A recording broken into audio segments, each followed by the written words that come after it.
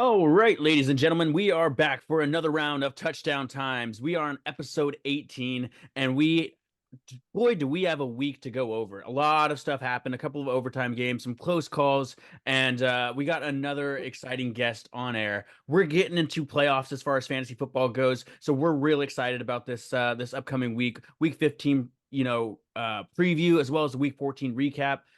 We got my boy Savvy Sav on air. How you doing today, Savvy? I'm feeling a little sick, and I think the cause may be watching this Eagles offense just play terribly, and it just makes my body react in ways I can't explain. But other than that, I'm doing what I can, watching football, excited for playoffs, for fantasy, and getting close to the end of the season. Yeah, yeah, definitely. We're gonna go through our structure right here. We got the interview with our special guest. Introduce him in a second. Week 14 recap, going over some exciting games. Week 15 preview, looking towards football this Sunday or Saturday as well. Football fantasy segment, betting segment, trivia questions, and then we'll wrap it up for you guys. But first and foremost, want to reintroduce Michael Carter, the party starter, aka Money Mike. How you doing today, my Yo, boy? yo, yo, yo, it's good to be back. What's up, fellas? What's Uh, going on? What's I'm Going going on, doing buddy? on, good. man? I'm doing all right, actually, I would have to say, because as Eli said, we've been dealing with some sick TV that we've been watching, making my Yeah. stomach turn. Definitely a hard week for the Eagles fans out there, but we'll get into that in a little bit. We're gonna skip the interview. We've done an interview with you before, but is there anything that you want to tell the fans, in this portion right here before we kind of move on? Um, well, fantasy playoffs are starting, so everybody out there who's made it into the playoffs, Godspeed and good luck. Everybody who didn't, there's always next year, you fucking loser. No, I'm just kidding. Let's go. Playoffs, boy. Yes, Football. sir. Yes, Sounds like sir. We a are. pretty hard dig at Andrew, I think. I know. Jeez, that's only one league, Yeah, right? that's only one league. One league. It's I the one got that three more. I'm counts. going. It's the one that counts. Actually, my other one's $100 buy-in, so that's the money league for Woo! me. Yeah, that is the one that counts, huh? Anyway, yeah, we're gonna move into matchups of week 14. We're gonna do a real quick recap. The first game that we are gonna go over is gonna be the Rams. They travel to Baltimore to take on the Ravens. The Ravens came out on top 37 to 31. Real close game. I believe this went into overtime actually, and there was a special teams play that really capped it off for the Ravens. Ravens move on to 10-3, and the Rams, they're sitting at a 6-7 record right now. I'll ask Savvy Sav first. Did you catch this game? If so, what were some of your thoughts? I did catch it, and damn, man, I had the Rams as my upset, and I thought this would be the week I'd get it. But yeah, they couldn't get it done towards the end of the game. But they were pretty resilient. I like I said before, I like this Rams offense. They had some good playmakers, and Cooper Cup, he finally had a game again. This has been a while for him to really step up and be that lead role he was again. 8 receptions, 115 yards, and a touchdown. Like he was looking pretty good out there. And Sam Ryan Williams, I was liking that too. They had their run game established again, so thank God he's back for them. And then Stafford. Is Stafford the guy to lead you into the playoffs for fantasy now? Could he be the one with his matchups? I don't He know. was he was the one I was trying to lead me into playoffs because I had a pretty serious injuries this last week to my quarterback. Yes. We'll get to that later when we talk about some fantasy acquisitions and how that works. But on the other side too, this Ravens team they're pretty resilient. And seeing them be able to still keep up with the Rams and punch that lead in towards the end. I'll give all props to them. And Lamar Jackson had himself a day, 3 touchdowns, 316 yards in the air. You don't see that too often from him. It's a better running game, but OBJ as well. I really like the resurgence of OBJ. With Mark Andrews gone, I think he's filling that void very well as the number one guy for them. And it's fun to see. It's always cool just seeing the old guy out there doing his thing. But yeah, man, props to them. But man, I'm pissed off about that upset. So yeah, man. Michael, what'd you think about this game? Um, I thought it was a great game. From watching it, Puka, bro, Puka, he has potential to be offensive rookie of the year. if it doesn't go to CJ Stroud, because that fool he just balls out, bro. And like, I don't know if you guys were watching like his actual gameplay. One of the things that he was knocked on was like his speed, like his 40 speed, I think. But when he's on the field, he's running past all these defenders. Like he's straight like gassing it past them, no problem. It's crazy. Like, yeah, I don't know. It's a good game. It was a good game. Stafford, he's really picking it up since he came back from his injury too. Yeah, like I said, I was trying to target him after losing my quarterback, but I wasn't able to get him. It's hard, hard pickings. Yeah, definitely. I would agree. I'd say Matt Stafford is a great waiver wire target, especially if your QB got hurt, like Justin Herbert. But we'll get into that in fantasy. Overall, I think this was a great game. Lamar Jackson put up a ton of points for me, and Throwing. throwing especially. Over 300 yards, 3 touchdowns, another 70 on the ground as well. I think Zay Flowers had a TD in this game as well. He's putting up quite a bit of points as well. So overall, just a high scoring game and a good game. And to cap it off with a special teams touchdown, that was just amazing to see in overtime. So overall, great game for the Ravens and the Rams game here. Both I put up remember. quite some numbers. Yeah, I remember last week you were contemplating whether you didn't play Lamar. Did you ended up running with Lamar? I did 1-1. I did Dak in one league and Lamar in the other, and kind of spread it out. And Lamar took the cake on this one. Dak put up, I believe, 17, so wasn't that bad. Still got me through, and yeah, what did well. So Yeah, I think Lamar's success in fantasy comes when he has to throw, definitely. Because if they're yeah. able to just run the ball, like they can do that. They'll just run the ball, kill time, kill clock, like slowly put up points. But if they have to throw and Lamar has to throw, that's the only way I feel like you're gonna get major production out of him in When he fantasy. airs it out, it looks so effortless. Like some of these deep passes to OBJ, and it just looks so This effortless when he this throws last the week ball. for sure, he looked really good throwing the ball. Yeah, But that's yeah. not every week. We'll see how the season continues for them. I got the Ravens and the Niners in the championship, but we'll see how it plays out. Moving on to the Bucks. They traveled to Atlanta to take on the Falcons. Another close game. The Bucks came out on top 29 to the Falcons 25. Falcons fall short 6-7, and the Bucks they tied up with a 6-7 record as well. I guess I'll start this one off. Baker Mayfield, he is just clutch towards the end of the game. I think there was less than a minute and a half, and he marched down the field and scored with I want to say 25, 30 seconds left on the clock. It was amazing to see Baker Mayfield just not give up and to clutch it for the Bucks.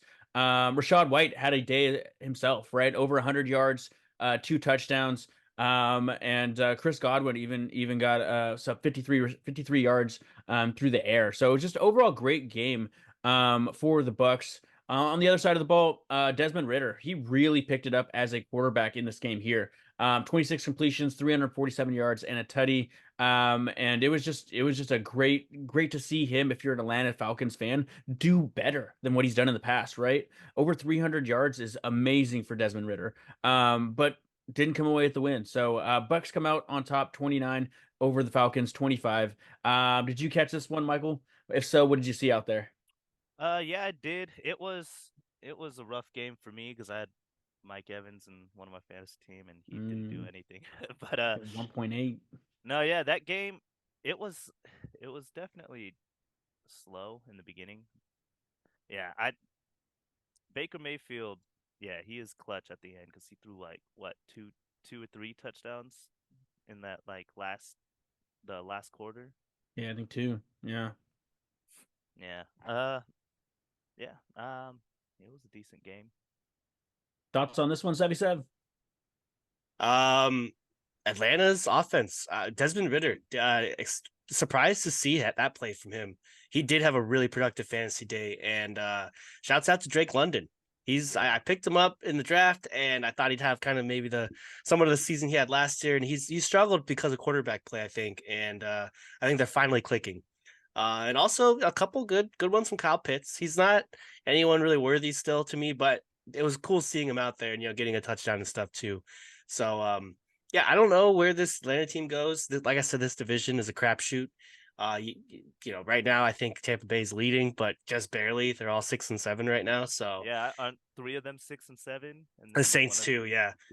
And then the Carolina Panthers are obviously the worst in the league. So it's just a terrible, terrible division. But Worst If yeah, you you know, if you were to rank that division, who would be on top out of the The three? Bucks, I think. Bucks. I think the man, Bucks. it's a straight tie between Atlanta and the Bucks because the Bucks can give up a lot sometimes. They're really streaky. Um, yeah, I guess I give it to the Bucks too. Probably Bucks, Atlanta, New Orleans, and Carolina. Um, but yeah, pretty much I'm just surprised with Atlanta's what they were able to put up, and usually their defense has been pretty tough too. But shouts out to the Bucks and shout out to Rashad White. He's been a Hmm. sneaky, Yeah, productive Rashad guy. White, dude. Over He 100 is. yards. I think Rashad White was definitely the most, what's the word, like value draft pick in fantasy, because he went in the, like, he didn't go first round running back. He went later. I know Yeah. He was a fantasy wise. fourth, fifth, Third, sixth, yeah, I like was kind thinking of in like that. if you reach And for maybe third, but fourth is and that typical. that man has been top 10 running back almost all season. Like, he's a first round running back. He should have gone in the first round. So Yeah, whoever picked him consistent. up in their leagues was they struck gold with that, I feel like. 15 or more points, and he's pretty much their only guy they go to for Hmm. most of their carries. So Definitely he's their the goal cowbell. line guy, and yeah, he's everything for them. So happy with that. But yeah, Especially if great Mike game Evans overall ain't though. getting the ball. Exactly. Weird game not see Mike Evans get anything there. Yeah, yeah, Um, definitely not like him at all. They Um, must have just had him on lock, I guess. I mean, he got the targets, he just couldn't haul anything in. yeah. All right, moving on to the Jags and the Browns. The Jags traveled to Cleveland to take on the Browns. The Browns came out on top. Very close game once again, 31-27. These teams are both now 8-5. Different divisions, but 8-5 as far as their records go. Um, Joe Flacco, where did he come from? And is he now a fantasy relevant quarterback if you are in desperation mode? Um, 300 yards plus three TDs and an interception for him. And David Njoku seems to be his favorite target. In the past couple weeks, he has been getting 50 plus yards and a touchdown. And now he's got two touchdowns this past week, six receptions for 91 yards. Seems like it was a tight end game for the Jags and the Browns. Evan Ingram did really well on his side of the Jags side of the ball. 11 receptions, 95 yards, and a touchdown. Both these tight ends almost 100 yards and a tutty. So good for them. And I think this bumps David Njoku up to a top 10 tight end. So definitely be looking out for him. But other than that, I thought it was a great game by Joe Flacco, and I think he's getting it back to his old self, and he's been playing great for his age. So that's kind of what I saw out there. Um, I'll turn it over to Michael. Did you get any good looks at the Browns and the Jags game? Yeah, it was a good game. I thought it was a good game. Evan Ingram, I left him on my bench. I have him and Sam Laporta in one of my leagues, and I had to choose. And Hard choice. of course, Sam Laporta is the one yeah, I'm probably gonna go with him. He got like 4 points. Jared Goff looked terrible, and Evan Ingram went off, got like 32 points. Yeah. But about Njoku, I noticed Joe Flacco tricked us. That first week, he barely targeted him, and Njoku, like, he got a couple of receptions and stuff, but he wasn't the driving force of that offense. And I thought when Joe Flacco came in, that was going to be his go-to guy, and he tricked me. So I was like, okay, Njoku's obviously not his go-to receiver, you know. And then this next game, that's like the only dude he targets. It's like, yeah, I don't know. But Joe Flacco, he looked good out there. Yeah, for his age, he looked good. I mean, I guess if you want a backup to do it, it's better to go with one of these vet backups than like one of these rookie backups that have no experience in the league. Uh, he was able to air it out. He was even able to run a couple times. I didn't think that was gonna happen. Joe Flacco running. I haven't seen him run since like he played against the Niners in the Super Bowl. That point, he was running for his life out there. Yeah, Um, yeah, no, definitely. I don't even was he even on a practice team or a practice squad before he was signed to the Browns, or did they I just think reach out and be like, hey, we need someone you want to try out type thing, or do you know the backstory behind that?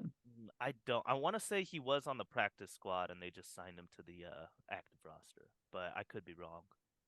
Hmm. Hmm. Thoughts on this one, Savvy Sav? Did you catch this one? It did. Man, this game was a fun defensive game. Lots of interceptions, lots of fumbles. Oh yeah. This thing Yeah. was back and forth with that. And if you started any of those defenses, probably Cleveland's, that's the one you want to start. There was like a Um, quarter where it was literally like every drive was a fumbled play and just recovered by the defense. yeah, this thing was still, I think on Red Zone, it was the only game still going. And then I think other games were already like at the 10-minute mark of the third quarter. This one was finally going to the half. So it was pretty long game too with everything. But man, whatever drugs they got to shove into Trevor Lawrence for him to be out there playing after that high ankle sprain, like they need to give these to the mass public because this I guy mean, should not have been on that field, man. to be fair, they should have carted him off if it was serious, but he walked off. Like he was limping, he wasn't putting any pressure on it, but he did walk off the field, and it was That's a fair, walk but off. he was wincing every single play. Like he looked like he was getting hurt each time. So whatever he was able to do to fight Yeah. through that, but T-Law though, I mean he had a decent game, but 3 interceptions. You can't have that. That's kind of the reason probably why they lost this game. A lot of Yeah. turnovers on their end. Um, but I mean, I guess for anyone who has him in fantasy and just for Jags fans in general, as long as he doesn't get too hurt, you want him for the playoffs. You want to make sure he's fully healthy. I personally thought they should have sat him. And I think last week I did like the Cleveland Browns -3. Thank God Jags went for 2 and they didn't get it, or else it would have been a push bet. So I'm happy they didn't get it, and it was 31-27. And then yeah, you guys already mentioned it, but it was a game of tight ends. The two top receiving guys were tight ends for each side, so maybe that was just what the guys were seeing. Yeah, overall props to the Browns. They are still in playoff contention, and they look like they could make a run. It's kind of cool to see. Who knew just picking up old Joe Flacco off the street would get you there? But yeah, I'm excited to see him. I think this proves that like coaching staff is more important than the star player, because Browns are able to make a potential playoff run with what, 3 backup quarterbacks, 4 quarterbacks, 3 backups. Yeah. And that's all due to their coaching, 100%. And then you get teams like the Chargers who have a star quarterback but have terrible coach, and Not anymore. did he get fired? Justin Herbert's out. Oh yeah, I thought you were talking about Brandon Staley. No, Yeah. yeah, Justin Herbert's out, but I mean all season, right? Chargers, they have a shitty coach with star players, and they cannot overcome and win these games because they can't overcome the bad coaching. Bad defense too. Pretty bad defense. It's not the Yeah, Chargers but I year. mean that also comes with coaching, right? Yeah, that's all that. But I mean, I would say too, Flacco's actually playing decent. Like you look at other teams who have to throw in their backup. Look at the Jets. Like their guys aren't doing it. I think their coaching is fine. They were going to be fine with Aaron Rodgers, but Yeah. their talent wasn't there. Why can't they do what like if they had maybe guys playing like guys stepping up on the Browns, they could have something. They're the same situation. Top defenses, kind of a struggling offense. They lose their top guy, and I think it is a mix of talent in So the backup.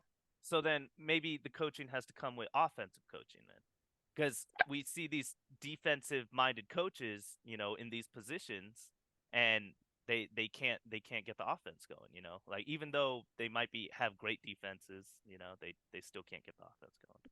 That's Well, fair. Jets are a different situation. I don't know what's up with Jets. I can't Jets are a tell. mess. I just can't tell whether Zach Wilson's good or not, because he played a great game against the Bills, shitty games almost every other week, and then a great game against the who did they play last week?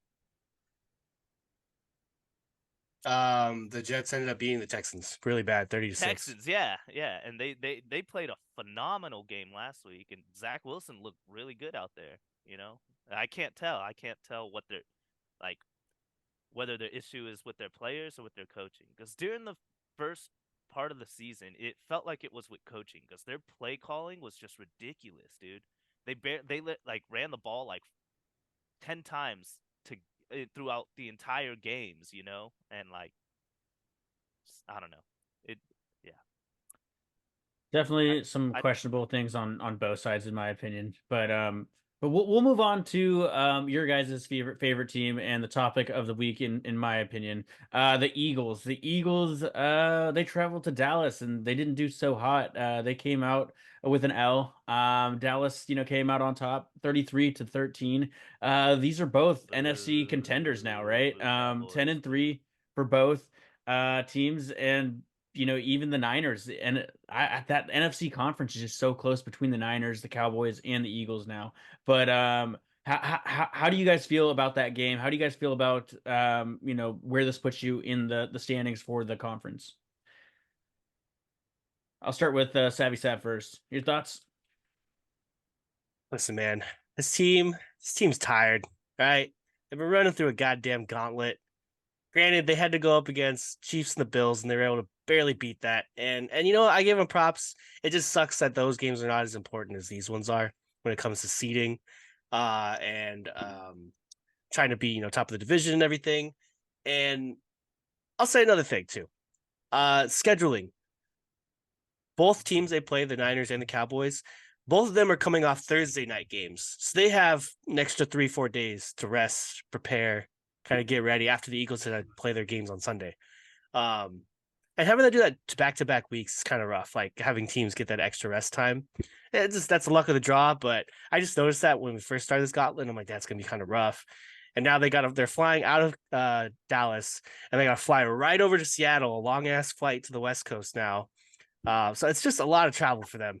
And I'm looking forward to finally, taking a rest and, playing some hopefully easier games with the Giants and the Cardinals.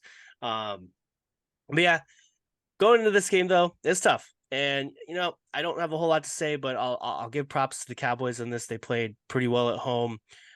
Eagles made some really terrible mistakes, bad fumbles, Three bad fumbles. fumbles. Jalen Hurts wasn't holding on to the ball very well. Devontae Smith was dropping it. And there was times where I was getting so elated, so hyped because a good play was happening, and then they fumble it. So the turnovers are really a really bad thing for us on that end, and we just couldn't catch the momentum. And I knew that it was gonna be like the Niners game. If we are gonna keep letting them score, because our defense right now is looking really shoddy, we need to keep up. We can't start trailing, or else we're going to play big hero ball, and that does lead to possibly more turnovers. And that's what happened. We tried to play a lot of hero ball, and you can't do that against a good defense team like that. They can take advantage of bad situations. So overall, yeah, just a tough game. It hurt towards the end, but hey, we split 1-1 with them. Cowboys have a really hard schedule coming up, so I don't know who's going to win the NFC East, but I it's gonna mean, be close. we should still be able to take it because I think Cowboys are probably going to take at least another L within their next couple games because they have a tough schedule coming up, and then like you said, we got an easier schedule coming up. We got 2 games against the Giants. We should pretty much be able to, after Seattle, just be able to sweep through the remaining teams, That's and what I want to see. maintain our the higher record. So But they haven't been showing me they've been doing that. And Giants have actually been kind of on the up and up. Tommy DeVito is not looking terrible out there. So mm, it's gonna be interesting. But yeah, I don't know, Michael, you got more thoughts? no, no, I don't. It's yeah, it was just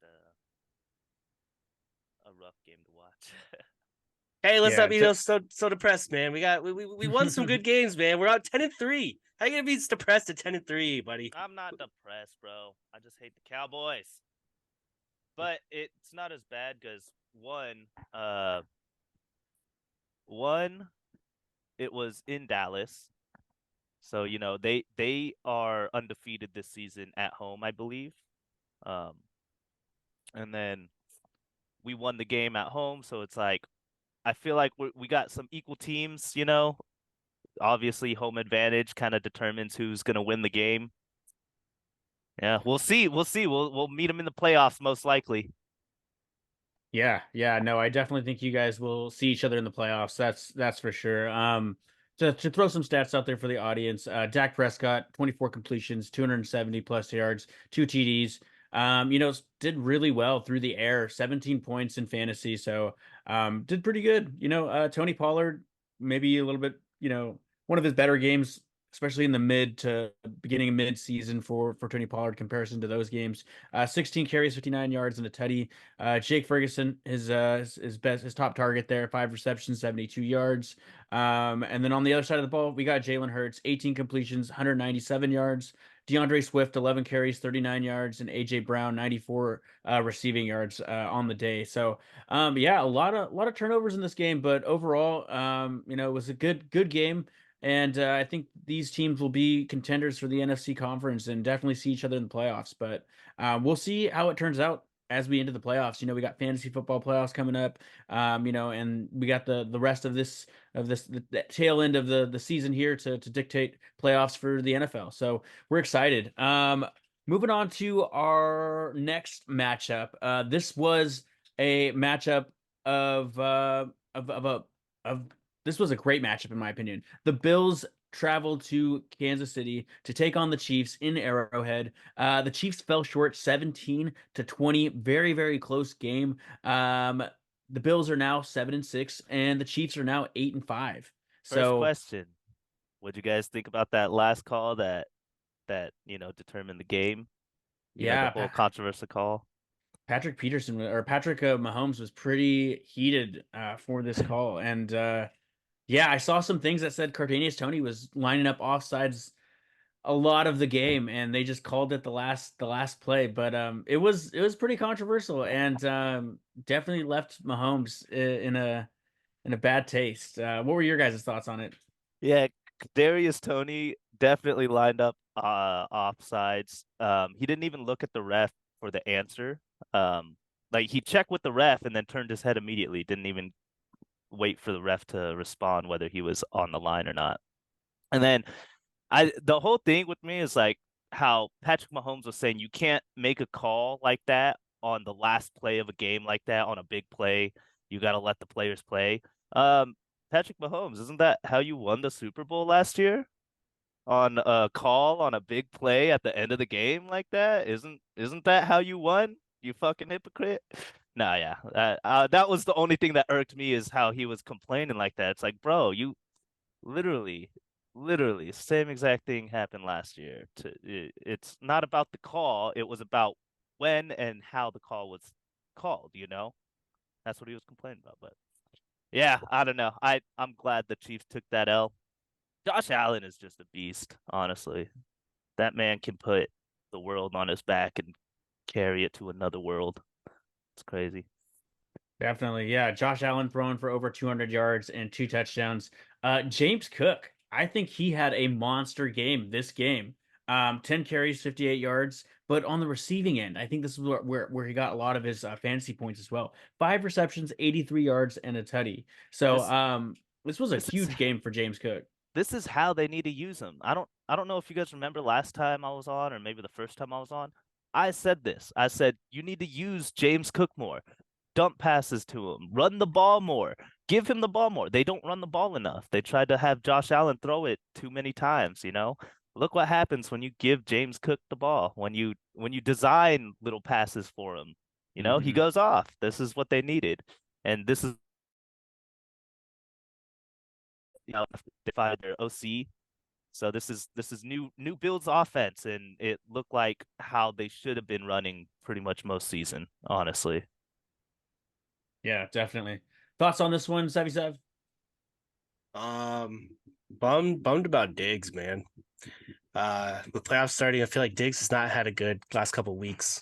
His connection with Josh Allen has been feeding him the ball. He's been having very subpar performances, usually like under 10 points most games. And it's been looking rough. So I'm hoping he can make a comeback. But I would take also, it with a grain of salt because, like I said, they were using their old OC. He wasn't making good play calls, so Stephon Diggs wasn't getting the production he needed.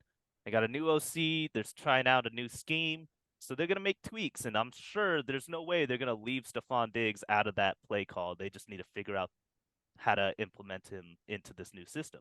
that's fair, And man. But you got I to think rely that's on gonna him. only 1 week, and if he doesn't do good and you lose your matchup, that's it. It doesn't matter how he does the rest of the season. So it's That's true. I'm just just saying that It's was a the week to first. week That was game for fantasy. yeah, the man. This first is week with the OC. I think this week will be much better for Diggs. I think there's no way he's not gonna make a comeback. And What if do he you think he doesn't, gets this week? What do you think he puts up for fantasy this week, Michael? who are they playing? um Let me take a peek. Let me they're take, playing the Cowboys. dude. Yeah, they should. I don't know. They should. It should be a shootout. It should be a shootout. Plus I think. 15 points for Diggs or what? Yeah, I think so. I think Stephon Diggs should have a pretty good game. At least 15 points. I think it's gonna be a heavy pass game, so I wouldn't be All right, surprised. is that going to be your prize picks choice? You want to put it down as a record on the podcast to have that as a Wait, choice? hold on. Let me check Gabe Davis's what Gabe Davis, because Gabe Davis, he scores every other game and gets zeros every other game. So if he got a zero last game, Apparently, he'll probably score this game. I picked him up, but I'm glad I didn't play him. He It's did he did get a 0 this game. He did not yeah, get He any did? All right. yeah, receptions. he did get a 0 There it is. this So past week. next week, maybe it's gonna be a Gabe Davis game. Actually, Gabe Davis is gonna be the one putting up points. Look at this. Uh, It's literally we will 23-0, see. 9-0, 22s by 0. We will see. We will see. Um, any That's a last pattern thoughts if on I've this? ever seen one. Eli, before we move on to the Titans and the Dolphins. Cool to see the Bills try to make their comeback. They're probably the best 7-6 team that we've seen in a long time. I think they have a really strong offense, and yeah, excited to see them continue to play. I really hope they smash the Cowboys. That'd be fun to watch. Yes, I have sir. no qualms with them winning that game at all. So please, Nope. Bills, please do what you need to do. Crush 'em. Take them boys out. Yeah. Awesome. We're going to move on to the Titans. They travel to Miami to face the Dolphins. The Dolphins are on hard knocks towards the end of the postseason here, and they came away with the L. Very surprising. Very Bro, one of surprising. the craziest comebacks I've ever seen. In the last 2 minutes of the fourth quarter, Tennessee scores 2 touchdowns to take the lead. Yeah, yeah. That's crazy. And the Titans 2-point conversion. Titans come out 28 to Dolphins 27, and the Titans move on to a 5-7 record, and Dolphins fall to a 9-4 record. Still pretty good record for the AFC. But we kind of expected the Dolphins to come away with this one. Michael, what did we see out there as far as just the game as a whole? I know there was a lot of turnovers this game. Walk us through that. Um, I I was explaining this to Eli earlier. I think Dolphins offense solely runs through 2 people. Raheem Mostert on the goal line in the red zone and Tyreek Hill to get downfield. If you don't have those 2 guys in those positions, then the Dolphins aren't succeeding. If they can't get downfield, it seems like, without throwing the ball to Tyreek and him just running 50 yards, he was in the first half of the game. They were up 14-0 by like the third quarter, or 14-7 or something. They were up. And yeah, as soon as Tyreek went out, Miami wasn't able to move the ball. Every time they gave the ball to someone else in the goal line that wasn't Raheem Mostert, they couldn't put it in. And honestly, you just got to give it to Titans. They played one hell of a game. Like Very scrappy. their defense was sacking Tua a lot. They were getting Some shutdown turnovers. plays. Yeah, shutdown plays. It was pretty crazy. Will Levis was also balling out on the offense. And Derrick Henry can't be stopped, clearly. Yeah, especially in that goal line situation, Henry is just a force to be reckoned with. 2 touchdowns for him, and then Will get it done through the air. Over 300 yards for this rookie quarterback here, and a touchdown. So he's really stepping up. I think he has potential to be that QB for them in the near future if they're not looking towards the draft for another one. He's still young in his career, could be groomed for a franchise quarterback here, but only time will tell in that regard. Raheem Mostert, 96 yards, 2 touchdowns. I think you're right. They do depend on him as far as the run game quite a bit. And And I think, Tua fumbling the snap and just a couple of other turnovers that just I think that caused the Dolphins to kind of lose it towards the end of the game. And Yeah, that botch snap was yeah. pretty bad. Savvy Sav, thoughts on the Dolphins and the Titans here? Well, it could have been a different story because the Titans initially were losing the turnover battle badly. I mean, they had that uh, terrible punt return that hit the player, and then Dolphins took it. It was tied Oh 13. It yeah. was tied 13-13. The Dolphins just pick it up, go score. Then they kick it again. Titans get Wasn't it wasn't that first. botch snap actually on the Titans too? Now that Well, I it think was a about it, well, it was a botched. It was that first. Miami recovered. It was first a punt return that was botched, and then the next drive that the Titans got back, they ended up fumbling it. So then No, the they threw an Titans interception to the or defensive lineman, interception. Yeah. the defensive So lineman. the Dolphins had it at their goal line again. So it was back to back scoring. And that's how they jumped up from 13-13 to 13-27 in a matter of like 2 minutes. Yeah, So that happened a very lot of quickly. turnovers. So honestly, it was a close game the whole time. It was just the Dolphins got lucky those 2 times. So shout outs to Tennessee's resilience to just keep playing like they were and step up and be able to take it down. And yeah, the Dolphins I think got too comfortable. I'm looking at ESPN right now, and at about the 4 minute mark, the Dolphins had a 99.7% chance of winning this game, and that's how crazy the odds were stacked against them for the Titans. So that's just cool to see. And yeah, man, getting that 2 point conversion and then being able to stop the Dolphins, yeah, that's got to be frustrating for the Dolphins fans and for that team. They're fighting for that first place spot. They need to stay in contention with the Ravens, and they couldn't do it. So now they're kind of destiny's out of their hands right now. They need the Ravens to also stumble. So they're probably the big one they're looking forward to is the Ravens playing the Niners. So see how that works. We'll see if the Dolphins can keep up. But yeah, overall, great. Honestly, great Monday night doubleheader. Two Yeah, underdogs winning their games at the last second. So fun to yeah, watch. Fun to watch. Yeah, yeah, Giants beating the Packers too was kind of surprising. yeah. Both those games, DeVito's doing man. real good for stepping into that role and just slinging the ball. Like he's doing pretty good. So Yeah, I thinking, bet they feel stupid for paying Danny Dimes. yeah, yeah, yeah. But that's that New York money. So anyway. Anyway, we'll move on to week 15 matchups, top action. We got a lot of primetime games going on this week. Thursday, the Chargers take on the Raiders in Las Vegas. These are both 5-8 teams, right? They're West Coast teams. Tune into Amazon Prime to catch these teams here. But I guess we'll just go round robin here and we'll start with Savvy Sav. Let me know your thoughts on the Raiders and the Chargers. Who takes this, and maybe a brief statement of why. Um, dude, this game is gonna be rough. You got a backup coming in for the Chargers, Keenan Allen being out, and then the Raiders couldn't score a goddamn point. That game was so rough to watch. Yeah, That man. was the hardest game to watch. Whatever else you want to do, go do it that night. I don't care. Do not watch this game. Don't put money on this game. Just don't watch this trash TV come out. So, Raiders will give it to the home team, Raiders. But yeah, other than that, not a good game. Thoughts on this one, Michael? Man, I don't even know, honestly. That's just like yeah. Yeah, I'd have to give it to the Raiders just because the situation Chargers are in with Hmm. Justin Herbert and Keenan Allen. Yeah. Like Austin Eckler's gonna have to step up, which he hasn't been. Like he did decent last game, but he hasn't been the Austin Eckler we know him to be the last couple weeks. Yeah, man, I don't know. This game's gonna be a repeat of last week's Raiders and Vikings game. Yeah. Yeah, no, it's definitely not the best Thursday night matchup that we're looking forward to. The Raiders, I think I'll give it to them considering the situation that the Chargers are in. Um, Justin Herbert out, Keenan Allen out.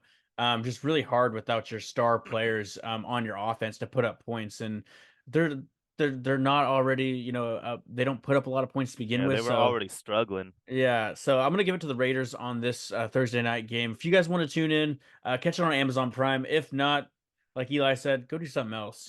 Have spend some time with some friends and Thirsty family. Thursdays. Yes, sir. Moving into Saturday. Saturday, we have a variety of different matchups here, 3 games going on. These will all be on NFL Network, and they're pretty decent games in my opinion, right? Vikings, they're 7-6. They're going to be traveling to Cincinnati to take on 7-6, 7-6 Bengals. The Steelers, 7-6, moving to Indianapolis to take on the Colts, also 7-6. Broncos, 7-6. They are moving to Detroit to take on the Lions. Lions are 9-4, so a lot of 7-6 teams playing in this Saturday head-to-head matchups here. We'll go back to the Vikings and the Bengals. Get your thoughts on it. We'll start with Savvy Sav on this one. Yeah, man. Like you were saying, 7-6. This weekend is going to be big for guys fighting for wild card spots. So it's going to be make or break for some of these teams. But the Vikings and the Bengals, I don't know what the situation is for the Vikings quarterback room. So they've been looking shoddy. They barely won that game. Granted, it's week to week for football. I get that, but just overall that team, I think Madison might be out. Justin Jefferson's probably going to be out. It's going to be a tough watch for that offense. So if they couldn't get anything done with the Raiders, I don't know what they could do with the Bengals. So If you I got like the Bengals in Hawkinson, this. Even then, man. Here, okay, I have a question for you, and I was going to bring this up earlier. David Njoku or Hawkinson right now? I'd go Njoku. I'd probably go Njoku. But I mean, Okay. Hawkins is the only weapon left on that team, so he's going to get volume. Well, you can it should be that way, but none of us know what Nick Mullins is going to do in that offense. Granted, he's been the backup for Kirk Cousins for a while, so he knows Kevin O'Connell's system. Theoretically, he should, right? Yeah, So I just don't uh, understand why he never got the chance to start or just prove himself prior to well, they were this they were week. they were going to, but he was injured actually, so that's why they had to pick up Dobbs and or Josh Dobbs. And then that's why they also went with Jerome Hall. What was his name? Or Jared Hall? Jared Hall? Yeah, Jared Hall. The rookie quarterback that they got. Hmm, Mm. But apparently, what I was reading was Nick Mullins was the guy that they wanted to go to, but he was just injured and not available at the moment. gotcha. Okay. Yeah, yeah, I It- would definitely take the Bengals on this one, just because Vikings seem like they're a mess. Alex Madison's out, Justin Jefferson's out, and the Browning's QB playing like situation. mm, Browning's playing like Burrow. yeah, yeah, no, I'd go with the Bengals on this one. Thoughts on this one, Michael? No, I agree. Bengals should take it. Honestly, Especially in Cincy too. it should be a fairly easy game for them, I think, because Vikings are just like Eli said, Beat Madison's up. out. Yeah, Justin Jefferson's out. They're working with the new quarterback for this game. Um, Yeah. like all directions are pointing towards the Bengals. So, yeah, Jamar Chase should have a decent game, I think. Joe Mixon, obviously, I think they're gonna be controlling the game clock a lot and the game script and using Joe Mixon and dump passes and running the ball a lot. And yeah, they should be able to maintain the dub. Moving on to the second game of Saturday that we have lined up here, the Steelers. They're taking on the Colts. Both 7-6 teams, and Steelers are working without Kenny Pickett, their starting quarterback. In the upcoming game here. And the Colts, I think they just lost a linebacker to free agency, so it'll be an interesting game. I think if the Steelers defense can step up, T.J. Watt, Alex Highsmith can get to the quarterback, potentially make Minshew throw a couple bad passes, and Minka Fitzpatrick can capitalize on that. I think our defense has a good shot of keeping us in the game here. The real question for me as a Steelers fan is it Mitch? Is it Mason Rudolph? Do we need to just look for a completely new quarterback? What is going on with this quarterback situation as far as the second string goes? And I just really hope whoever they decide to go with can be consistent. That's the biggest thing. We See, don't need huge plays. We just need consistency here. I don't think the defense is what's gonna win you that game, bro. Like even if the defense plays good, Steelers offense is struggling to get downfield and put up points. And they're really struggling. And that's what they need to do. Their offense needs to find productivity and efficiency because they just haven't been that. And Colts, I think Colts are gonna put up points. It's Do up you to the think Jonathan Steelers to Taylor plays? Is he injured? I didn't. Jonathan Taylor's been injured. Yeah, Zach Moss has been the leading back for two weeks now, I think, 3. Yeah. Oh That's yeah, that Jonathan Taylor has been injured. No, I don't think Jonathan Taylor's coming back until like championship week or something. really. That's what I remember. I mean, I haven't looked at his status, but that's what I remember. I think he's doubtful right now. Yeah, that's what I was reading when he first got injured, and that was like kind of what I came to the conclusion that he'll probably be back championship week. Hmm. Um, yeah, I don't What think do you he's think gonna about play the this week. Steelers' ground game going up against the Colts' defense? I mean, That's obviously with that's where the, they need to. I think that's where the Steelers need to find the productivity and efficiency is in the run game. I think they need to. I think it's a They, good matchup for them too. it's the best matchup for them. Like this is the game that they need to figure it out. And if they can't do it this game, then they can't do it against anybody because Colts are so weak against the run. Yeah. Yeah, I'm hoping Jalen Warren uh is able to go off this game. That's kind of what I'm banking on because Colts are Yeah. easy against the run, and I granted think Jalen Arizona Warren was can too, can and break he break one or two. I think Jalen Warren can break one or two. I think Najee can put up some consistent carries for, Goal line. He'll definitely get the goal lines, I think. yeah, yeah. So we'll see. We'll see. I'm rooting for the Steelers. Thoughts on this one, Savvy Sab, before we move on? Oh, by the way, I think the Colts are gonna win. That was my pick. Um, yeah, I'll give it to the Steelers on this one. I think if they can get their running game going, Yes, I think sir. they have a pretty good shot. And I do think their defense can put up a chance. The Colts did not look good last week either.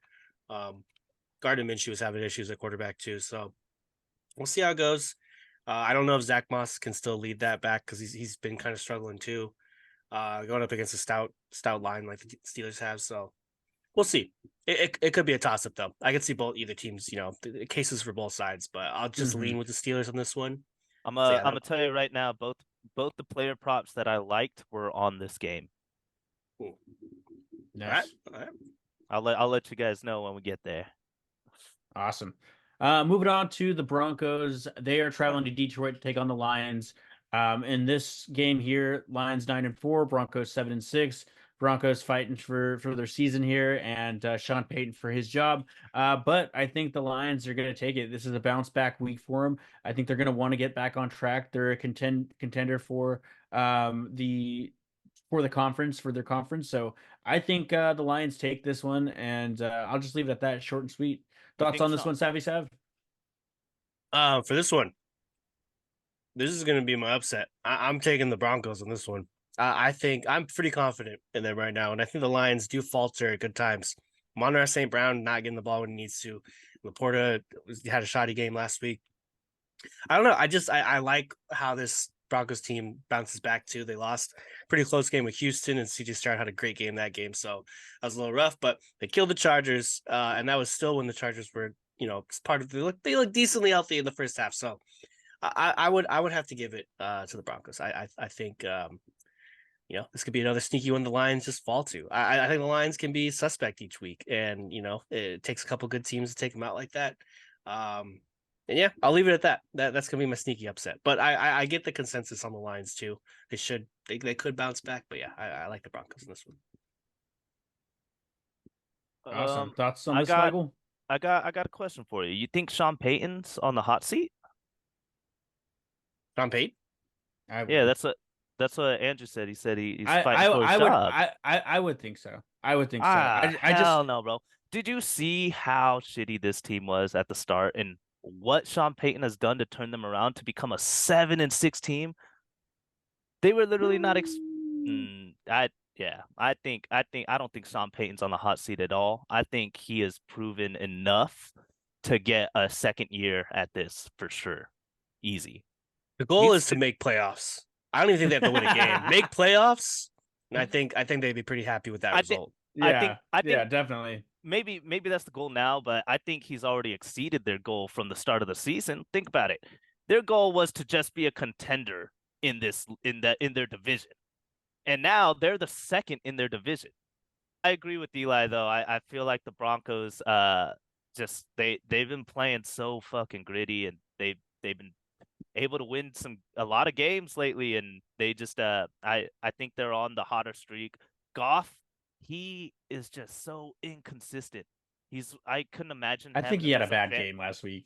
I think he just Yeah, had a but bad that's what I game. mean. It's like every other game or every other couple games he plays phenomenal and then he plays terrible. Like nothing but turnovers, incomplete passes, inaccurate passes, and then he comes back and has a good game and then same thing, It's so inconsistent. So I just can't trust Goff in this situation. I feel like Broncos are going to be able to put up. Lions defense has been terrible lately. They can't make stops, bro. And I think Broncos are going to put up. And if Goff can't play to the level, like if he plays similar to the level he did last week, then there's no way that they can win this game. So you're choosing Broncos. I'm choosing Broncos. Yeah. Interesting. This Okay. was gonna be. I will This, I will remember this Broncos and Lions game because I do think the Lions are definitely going to take this one, especially as a bounce back for what they went through last week, and I just think Jared Goff had a bad game last week. So, yeah, but it is what it is. Moving on to Sunday night. This one is a better matchup in my opinion. The Ravens, they're 10-3, leading the AFC conference. They're gonna be traveling to Jacksonville to take on the Jaguars, who are 8-5. Trevor Lawrence still a little injury prone in my opinion. But I will give this one to the Ravens. They're doing well. They're leading the conference. And I think they're gonna take this one. OBJ's looking better. Zay Flowers still, looking good. And Lamar Jackson had a phenomenal week last week. Let's see if he can keep the momentum going. Yeah, I mean, Jags, they lost Christian Kirk. It's a hard hit. Calvin Ridley's pretty inconsistent throughout the season. And I think the Ravens are just going to take this one. Curious to hear your thoughts, Michael. I agree. Jags, they haven't been uh like playing to a high level. Like they've been able to win games and put up points and stuff, but they're always struggling to keep up with the teams they're playing against and struggling to win those games. T-Law's injury is definitely gonna make things shaky for them. Because I mean, all it's gonna take is one hit in the beginning of the game, and he's probably gonna go out. I don't know what his injury's like, but a high ankle sprain. He did look hurt last week. He looked pretty hurt, and high ankle sprain usually takes like 4 weeks to come back from. So I don't know. Him playing this week just seems kind of like it doesn't seem like it seems like it's only gonna set them up for failure. You know what I mean? Yeah, it's definitely not good news for the long run, in my opinion. Thoughts on this one, Savvy Sav? The Ravens and the Jags. Yeah, normally I wanna ride on the Jags, and I do. It's Yeah, just I like I'll that be team rooting for the overall. Jags. I'll be rooting for the Jags and Dougie P, but I think the Ravens gonna win. But man, you go pull out some money out of your bank. I think you hammer the line for Baltimore. It's only -3. I think they're winning by more than a touchdown, probably. I think this Baltimore team's looking hot. I've been denying them each week, and they've been proving me wrong each time. So you know what? I'm jumping sides. I'm gonna give it to the Ravens on this. I think they should be able to go in there and put in work. He's a And yeah, I think defector. the Jags they're just injuries right now, man. They're having a tough time, and they're able to dominate their division when they play other teams outside of their division, especially the top teams on each one. They struggle, and they just lost back to back with Cincinnati and Cleveland. They're clearly not going good. They're not good up against solid defenses, and I think the Baltimore Ravens do have one. So it's going to be tough, and I'm going to see probably some more picks from Trevor Lawrence, which is why I didn't want to start him in fantasy, so I went up and picked somebody else, which we'll talk about later. So yeah, that's just my thought. But I think Shake Ravens my should head. definitely spank this team. All right, that wraps up Sunday night. So catch the Ravens and the Jags on Peacock if you guys are interested. Monday night we have the Eagles. They are 10-3. They are traveling to Seattle to take on the Seahawks, 6-7. Battle of the Birds here. I'm curious to hear the Eagles fans' thoughts first. We'll start with Savvy Sav and then go to Michael. Then I'll finish it off. All right. So for this one, it's gonna be the comeback game they need. And I know the Seahawks, their offense can be potent, but I don't know where Geno Smith's currently at. I don't know. He might still be questionable, be out this game. Drew Lock. Yeah. So I mean, Drew Lock didn't look too bad last week, but I think our line is similar to how San Francisco's line was against them, which they rattled that team. How many sacks they got when they played them, which I think the Eagles should be able to do too. And that's going to be the important part is keeping their offense at bay because clearly we need our offense to start clicking and we're very slow sometimes. So I think the key to that is, having our offense boost up their confidence, get some good plays in, get Dallas Goedert rotated in Don't again. drop the ball. Exactly. Work on turnovers, which those only, those are few and far in between sometimes. So you kind of hope that doesn't happen this game. They work on that. And granted, you are making a quick trip back out to the West Coast after flying to Dallas. So this team might be a little tired, but Monday night game should be fun. I'll be tailgating a little bit on Monday. So it should be exciting. And yeah, I think the Eagles should be able to take this, but man, if they slip up on this one, it's gonna be rough to see too. So let's hope not. Let's hope not. What do you got, Michael? Yeah, man. I'm confident in the Eagles comeback, honestly.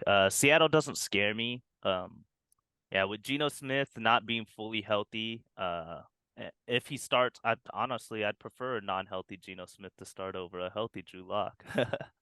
But yeah, the only thing I'm worried about is if if Seattle can get their pass game going on us, it's going to be really hard for us to be able to I mean, just the way we've been looking the last couple weeks, it's going to be really hard for us to be able to keep up because we know it's going to be, I feel like it's going to be, kind of a DK, AJ Brown, who's the better receiver, who's going to have more receiving yards, more receptions, more touchdowns, and that's going to determine who wins the game. Uh, unless, like Eli said, our defense is able to just step it up to the level that they were playing in the beginning of the season. But they've been kind of, I don't know, they've been feeling just kind of on the weaker side lately, letting a lot of points get scored on them. So I think if our secondary can hold up, our line should be able to rattle, like Eli said, rattle that pass offense, and we should be able to get the dub. But AJ Brown and Jalen Hurts and Devontae Smith and DeAndre Swift all need to find a rhythm and get going because they have not been at all.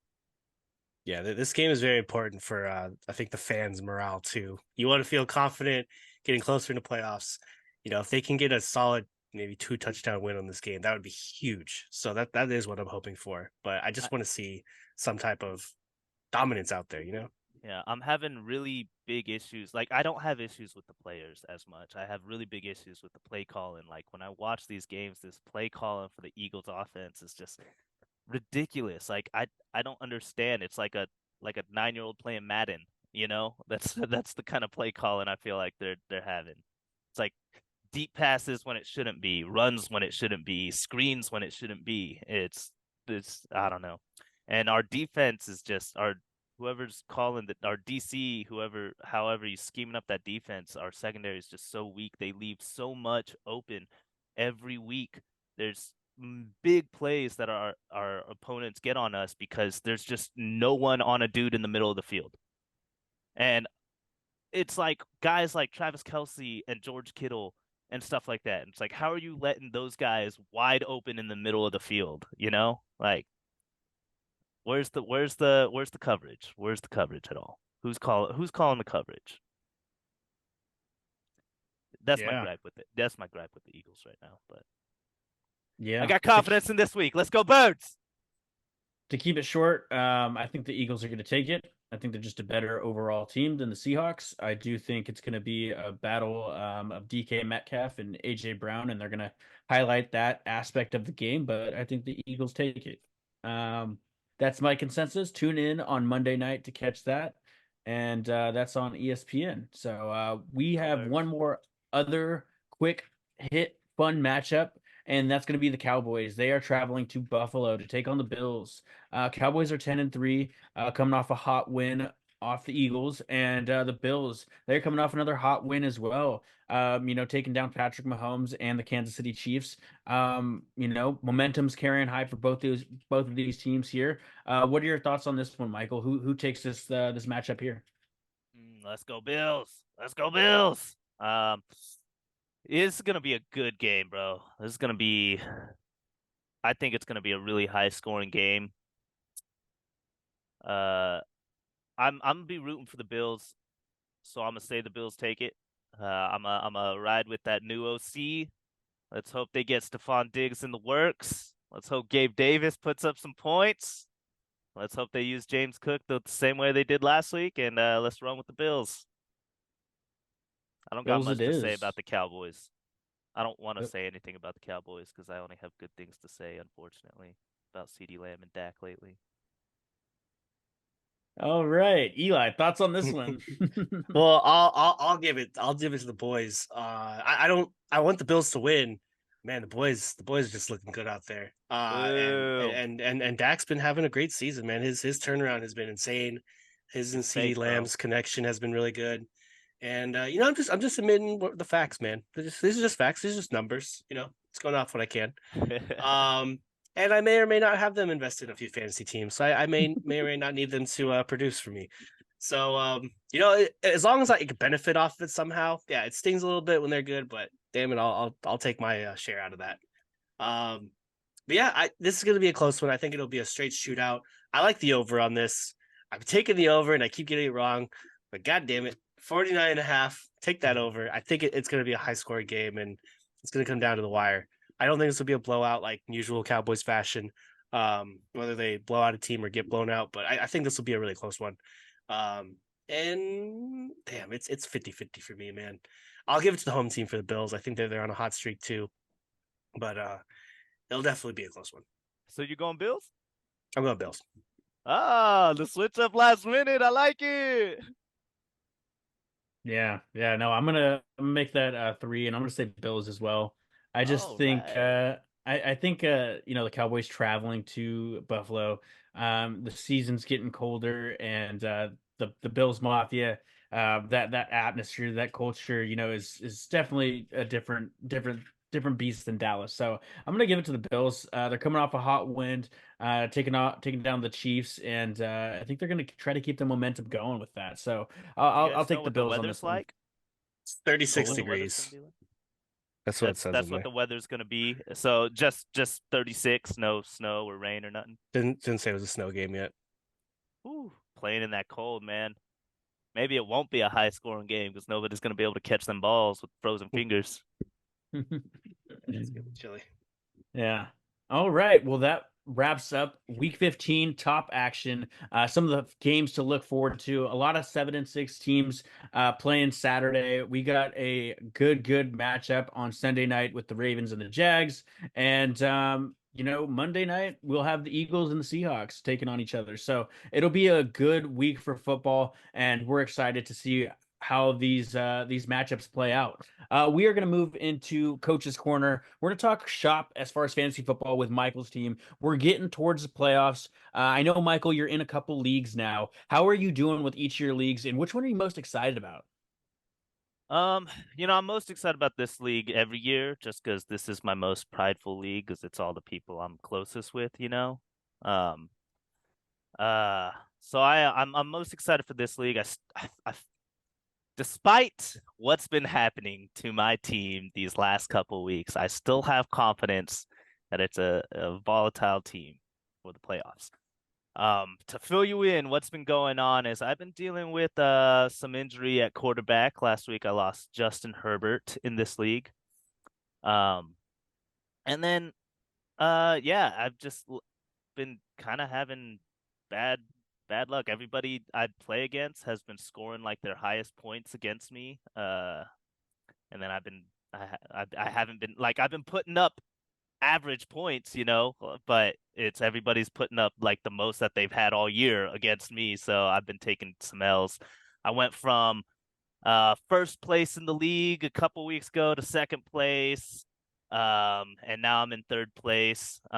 Tristan and I were battling for that bye week. But my team was not able to put up. I think they put up like 80 points total last week, and Tristan was able to put up like 140, so he was able to overtake my spot by I think 20 or 15 points forced. Like not much, but it was just enough to, put him over the top and get that bye. So, but I'm looking forward to these playoffs. I had to pick up Baker Mayfield to replace Justin Fields because he was the only quarterback on the waiver wire that seemed worth picking up. It was a debate between him and Browning. But I've seen Baker Mayfield play more, and I've seen him take people to the playoffs before. I haven't seen that with Browning, and I don't want to, throw the dart with him. So I just went Mayfield. Are you starting Mayfield this week? I am starting Mayfield this week. Over Tua. Over Tua. Tua has had terrible games against the Jets, and yeah, the Jets have been able to stifle Tua, so I don't want to play him against them. And he hasn't been putting up much recently either. Yeah, he's kind of he started off hot in the beginning of the season when Tyreek was getting like 4 touchdowns a game. But yeah, after those he hasn't put up more than 20 but a few times. Yeah, other than that, it's just banking on Jared Goff to get Laporta the ball. And then hoping that Mike Evans doesn't have another dud. And Nico Collins was another wideout. He was my starting wideout last week that went out in the first quarter after like 2 catches. So another reason why I wasn't able to put up points. I didn't have a player to put up points there. So now I'm just hoping that he's healthy and able to come back against Tennessee, and I could plug him in. I should be able to get pretty high projection against Jared. Yeah, definitely. Awesome. Any of the other leagues that you want to mention or you want to talk about right now, as far as where you're at in them? Did you make playoffs? What's going on in your other leagues? Check this, man. In the other Degenerates League, there I was riding high. I was first place pretty much all season. And then the last 6 weeks, I took 6 L's back to back. Same situation where I'm putting up average points, but everybody who plays against me is scoring their highest games of the season. And then I lose Joe Burrow, trade Russell Wilson and Travis Etienne for Justin Herbert and Jalen Warren. As a desperation move for a quarterback after I lost Joe Burrow. Yeah, and then lost Justin Herbert. So now the quarterback I traded for is now injured, so I had to hit the waiver wire. Matt Stafford was my target. Eli's selfish ass has 2 quarterbacks that are both possible to play, and he still went with picking up Stafford. Oh wait, I think that was in the other league actually. Yeah, that was in the other league. But yeah, I'm struggling in that one. I think I ended up picking up Mayfield in that one too. So I went from first place to second place to 6th place. And I went from second place to 6th place in 2 weeks. Oof. Yeah, it was rough, dude. That is rough. That is rough. I literally had a bye and then just poof. Now I'm fighting to make the playoffs. It was crazy. It's been a rough roller coaster. I'm still confident in my team. It's just, yeah, I've just been having bad luck with matchups. Everybody's been putting up like 150 to 170 against me. Oof. Well, you got a good probability here, 77.8 or 9, 77.9. It should be different. It should be different because Jared has Dobbs starting still. So once he puts in Sam Howell, it's going to be a closer matchup. Yeah. Right now it's a huge gap because of that. Yeah, so once he changes his lineup. Gotcha. If he Okay. changes his lineup, Jared's so bad at switching up his lineup before. Yeah, hopefully he's already had like 4 shotguns because of that, because he didn't switch out a player that wasn't playing. Yeah. Awesome. Well, thanks for catching us up on your fantasy talk there, Michael, and best of luck with the rest of the season for your fantasy there. Moving on to another playoff contender in our Degenerates Gentlemen's League. We have Savvy Sav here. He's taking on Edward, and he looks to have a good probability here, but we think we got to do some switches out for Edward's team potentially. But yeah, Savvy Sav, how are you doing? As we enter this the playoffs and the matchups coming up here, how do you feel about your team? What do you got to say about fantasy here? So I was one of the Nick Chubb teams, losing Chubb early in the season. It was kind of rough to come back from that, but the boy got fourth place, so I am in the playoffs. And yeah, playing Edward, who we had on last week. He has a lot of 49ers players. He's got like 4 of them starting. So they're playing Arizona, which they're pretty bad defense. So it's gonna be could be a slugfest. He could totally kick my ass this week. It's gonna all depend on that. Him with Brock Purdy, Ayuk, George Kittle, Debo. All he needs is McCaffrey, and he's got the freaking the Thanos hand or whatever. But that's all he needs. But it's whatever, man. Other than that, I mean, I'm gonna do what I can. I did pick up Stafford in this league. I had Stroud and Lawrence. Stroud is in concussion protocol, and Trevor Lawrence, I was not comfortable going against Baltimore, so I needed another QB to try to pick me up there. So I took Stafford, going to ride the hot hand going up against the bad Washington defense. And then I have a question for you guys' advice right now, and I think I'm leaning towards one side. Trey McBride going up against San Francisco, or Isaiah Likely going up against the Jags? Ooh, I'd go Likely based off the game Njoku had against the Jags last week. And Likely had like a 25-point game last week too. He was a really popular target when Lamar was having to throw it. Yeah, I would go Likely. Just because, I mean, Trey McBride is Kyler Murray's number 1 target on that offense. I'm so starting Trey McBride in one of my leagues. He should get the targets. San Francisco only allows like 35 yards average per game. That's the tight only ends. thing is the matchup. That's the only. It's a tough matchup. So is he still I'm a little ranked nervous. projected higher?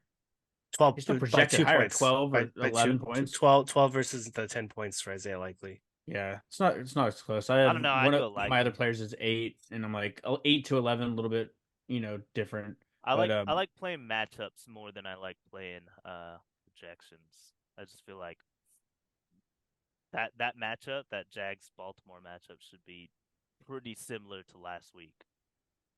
Yeah. And I feel like just anything Kyler's going to throw is going Trey McBride's way. But yeah, it's going to be close.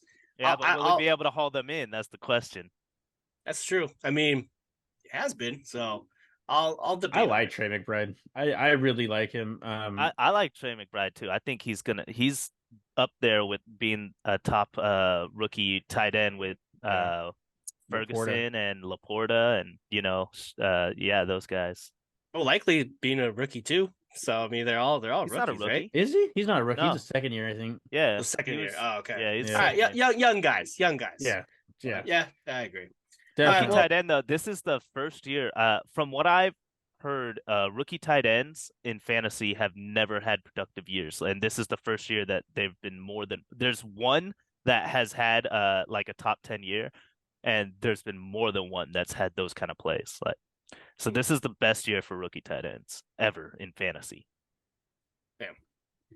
Well, nice. That will be interesting. But yeah, I guess that's pretty much my matchup. It's going to be a tough one, and my hope is that the Niners crash and fall, but that's unlikely to happen. So we'll see. We'll see what happens with that. I'll give a quick update in my 3 other leagues, just really fast. I'm in playoffs for all of them. So I have a pretty exciting week coming up. Playoffs already started for me last week for one league. And I beat Robert, and me and Robert had a side bet. Whoever got the furthest in that league, loses $100. So I was able to make a little money off Robert there. So that was basically my championship last week, was playing against Robert. And I'll tell you what, I was 5-8. He was 9-3 or something. And I ended up beating him. So even though he had a better season than I did, I still beat him in the playoffs. So being a sneaky team coming in and taking him out. Nice. That was my big win last week. I don't think I'm going to win again in that league. My team's looking pretty rough, but yeah. So I won that one. Happy with that. And I think I have a bye in one of the leagues. And then another one I'm gonna have an interesting matchup. So yeah, it should be fun. This weekend will be very stressful. But yeah, we'll see. We'll see. What about you, Andrew? You're all in playoffs, right? I'm in playoffs in 3 of my other leagues, not the league that we're talking about here, but 3 of my other leagues I have a first round bye in one, and then I'm ranked third and fourth in the other one. So have a good matchup. I feel confident in at least 2 of the matchups here. The other one I'm kind of iffy about. We're neck and neck as far as projected. I think I have a little bit better as far as matchups go, but yeah, I'm first in one league and I got a first round bye. I'm stoked about that, and trying to see how the rest of the season plays out for me. But yeah, congrats on you for making all 4 of your leagues playoffs. And Michael, I think you got 2 or 3 that you've made playoffs, right? Two out of three. 2 out of 3. Yeah, so we're all doing pretty well here Yeah, as far as I didn't fantasy even goes. mention that East Coast West Coast one because I got booted.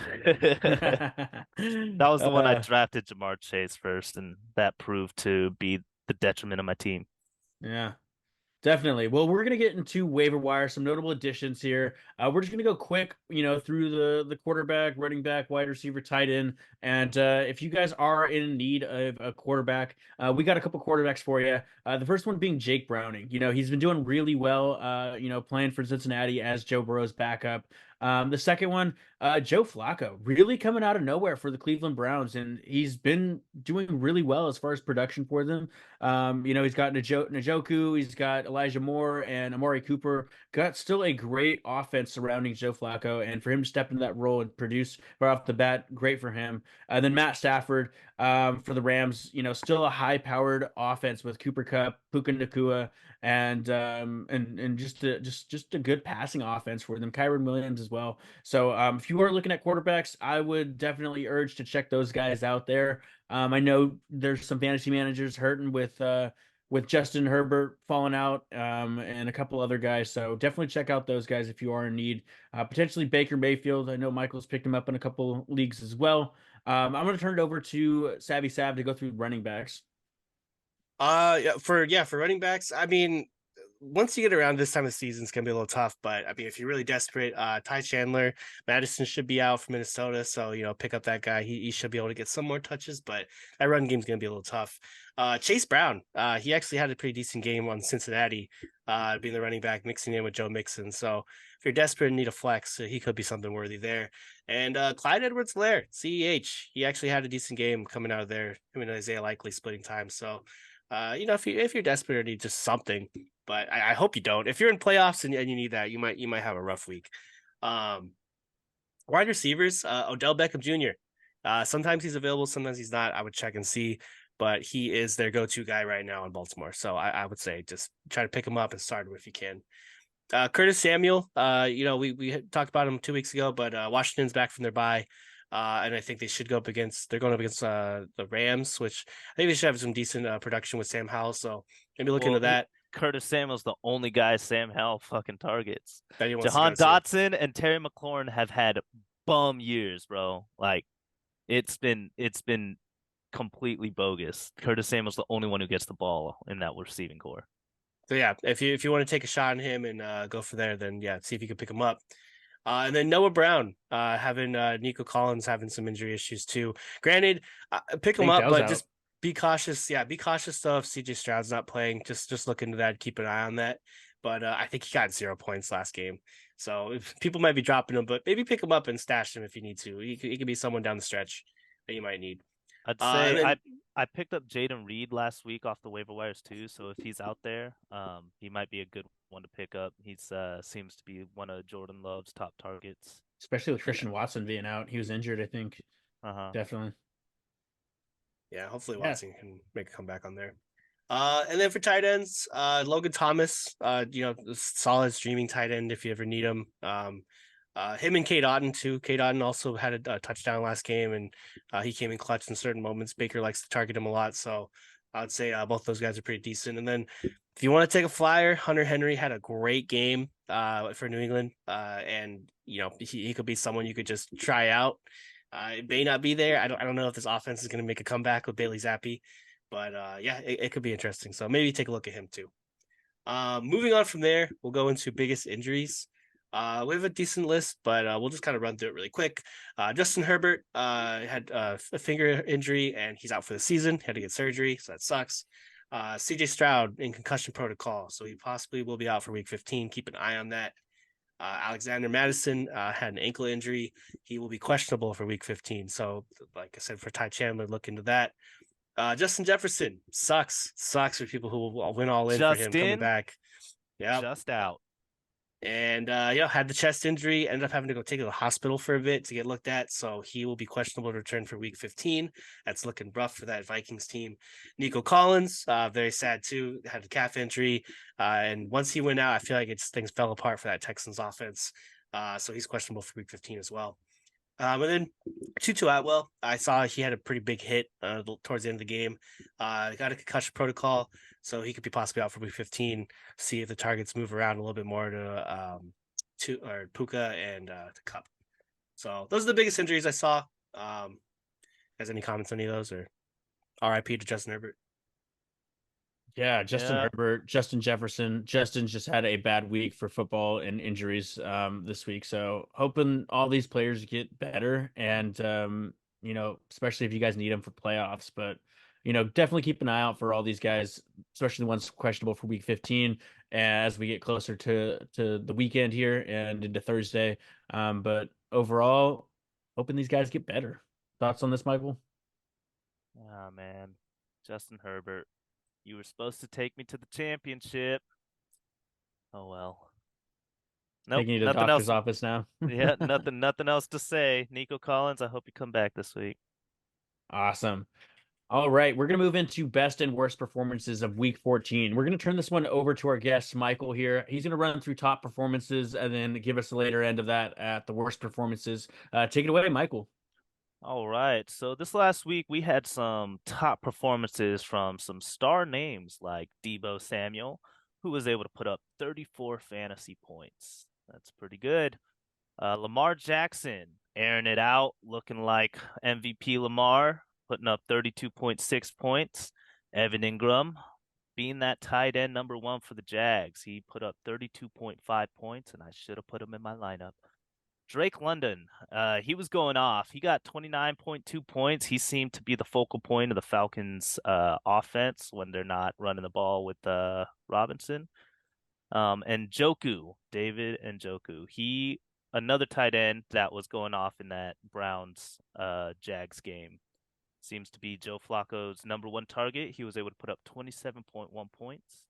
Ezekiel Elliott on that Thursday night game, he clearly got all the workload when Ramondre Stevenson was injured and was able to put a big production out of that and putting up 27 points.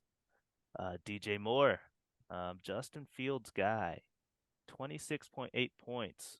And Cooper Kupp making his comeback, 25.5 points. And then worst performances, sad to say, but this bird did not fly high. DeAndre Swift was only able to put up 3.4 points. The Gus bus was not running, 1.2 points. They seem to turn a lot to Keaton Mitchell on the run game for the Ravens. Gabe Davis, 0, but that's just standard pattern. He'll be back. Don't worry about him. Mike Evans, 1.8 points. Worst performance all season, I believe. I wouldn't expect this to be a trend. He got the targets, he just wasn't able to haul them in, so he'll be back. He'll be back. Nico Collins, 2.3 points. He went out in that first on that like first or second reception with that calf injury, so he wasn't able to put up. But if he's back, he should be back to form, hopefully. As long as CJ Stroud's in, he should be putting up a lot of points. If Davis Mills in, maybe don't bank on him too much. Jamar Chase, 5.9 points, looking like early season Jamar, which we don't want. So Browning, get the ball to him. And Amon-Ra St. Brown, 5.1 points. Andrew, Amazon St. Yeah, that made me laugh when I read it. Oh yeah, Amon-Ra St. Brown. Yeah, Goff was just looking terrible all game. He couldn't get the ball to anyone. Sam Laporta, none of the running backs. Amon-Ra St. Brown, they couldn't be productive. 5.1 points, and then Justin Jefferson, going out with that injury, 4.7 points. And that will wrap up worst performances of this last week. Nice. So hopefully you guys aren't too worried or too concerned about some of those worst performances if you have them for fantasy. It's just pray to God they do all right next week for playoff or this week for playoffs. We're moving into the shotguns that we have. We have a few pending. As I wrote on here, come on, let's get her done. Andrew, we got leaving your defense out in week 12. We're still waiting on that. So please get her done. Get her done. Week 13 shotguns. We're giving you guys a little bit of flack, but let's go, man. Tristan needs to do a shotgun for his defense getting negative. Jacob also defense getting negative. Paulo, Noah Brown getting 0, and Robert had 2. Tank Dell and Jawan Johnson. So please get those in. We will do something to penalize you. I don't know, but figure it out. Robert's the king at 2 shotguns a week. For real, honestly. That is true. That is true. And then for week 14, Matt beat you guys. He did it the moment he got it. So Taysom Hill got 0 and he already did it. So just to let you guys know, Matt's carrying it right now when he can do it. But that's for the shotguns. Like I said, please get her done. And we'll be looking forward to seeing those. Moving on to the betting segment, odds and ends. Had an interesting week this week. Let me just start off by saying I could have won big money, but I didn't. Sadly, I played a parlay. Had a 6-leg parlay. Won all 4 in the morning. Felt great. Right, this is gonna be $10 to win 1,300. And I was trying to, and then the Raiders lose. I was gonna cash out if the Raiders won. That would have been 5 legs. I'd cash out, maybe win like 500, but they couldn't do it. So Raiders blew the parlay for me. Eagles were the next one. They were gonna blow it anyway. So that was tough. I really needed that Raiders to win that last kick, but they couldn't do it. And then I played a DraftKings fantasy team, $10 to buy in, and I was 26 out of 20,000 in place, and I was in line to win $500, and I had McCaffrey still left to play to get me more points. Turns out everyone else wants to score on the Niners except for McCaffrey that day. That sucked. So seeing that happen, it was pretty rough. I really had some confidence in McCaffrey going off, but it's fine. I ended up winning like $50 instead. So, kind of a drop off, but it's whatever. We'll go over the betting recap, the picks that I had last week. I ended up going 1-2. I had the Browns -3 over the Jags, which hit. A very close one indeed, but I was happy that hit. I had KC. I was riding them to beat the Bills. They couldn't do it. It was -1.5. And then I had the over for the Cowboys and the Eagles at 52.5. That did not hit. I think it was like 46 was the final line. For the upset recap, I had the Rams. God damn it. The Rams are so close, but they could not get it done. I'm now 0-5. Andrew, I'm putting an asterisk on. The Vikings did win. They were only a 3-point spread. I'm 1-4 now, baby. Well, wasn't it supposed to be a 3.5 spread? Nope. He said he'll allow it. He said it last week on air. I had to give it to him on air, but calling you out. We're gonna put a little asterisk on that. And then 1-4. The guest, the Eagles did not win that game. So now the guest upsets are 2-3. Still kicking their ass though. I had a 2-3 record. For the player props, we had Pat Freiermuth over 28 yards receiving. That did not hit. That was just a rough game in general for that offense. We had Zach Moss over 15 yards receiving. That did hit. So he had a pretty decent game. I think it was like 28 yards he had, something like that. And then Travis Kelce, anytime touchdown. That did not hit. A lot of us were putting that in our prize picks and underdog parlays, and he just did not get it done that game. Pretty rough. So moving in, that was our recap. Some of my bets for this week that I like. I mentioned it. I like Cincinnati over Minnesota. I think 3.5. I like I said, with all those injuries, they still don't know what they're gonna do at quarterback. I think Cincinnati's been looking pretty hot. Jake Browning he came back in the game at the end of the game, and I think he's gonna be healthy and fine. So I think he's perfectly fine under center. They should be able to take over and beat Minnesota. So I'm liking that 3.5 spread. So I would take that. New York Giants +6 with New Orleans. I don't think New Orleans can beat them by more than a field goal, maybe. I don't like the New Orleans offense is good, but I don't think they're that good. And the Giants are kind of surging. So I like the Giants covering that spread. I liked it last week too, when I said they might cover that spread against the Packers. So yeah, I'm going to ride them again. +6. Cowboys and Bills over 50.5. Like I said before, I think it's a high scoring game. I think these two offenses are pretty potent. I'm riding the over on the big game again. I want to get it at one point, get this one right.